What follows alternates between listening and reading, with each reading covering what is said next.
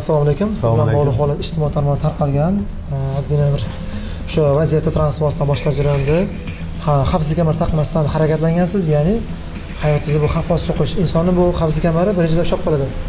Qachon bo'lgan, nima bo'ldi bu vaziyat? Endi men shu videoni ko'rgan bo'lsanglar, Sherali Jo'rayev qo'shig'ini aytib, sudlarga kirib chiqib yurgan paytimizda endi ozgina asabiylashib, remen taqish ham esdan chiqib qolibdi. O'zim ham nima deydi, remen taqmasdan yurmayman. Qonunlarga hurmat qilaman. Endi xudo xolasa jahl chiqqanda ham men remen taqamiz, xudo xolasa. Qonun qoida hamma uchun barobar. Siz ham mana transportda boshqa jarayonda xavfsizlik kamar taqishingiz shart.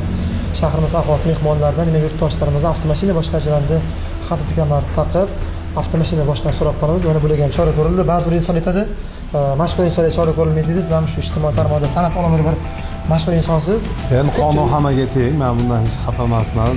Aksincha xursandman. Nimagaki bu videoni ko'rib yana ham bir qonunni hurmat qiladigan insonlar ko'payadi deb o'ylayman. Haydovchimiz yo'l harakati qoidalarining 9-bandiga amal qilmaganligi uchun bayonnoma rasmiylashtirildi.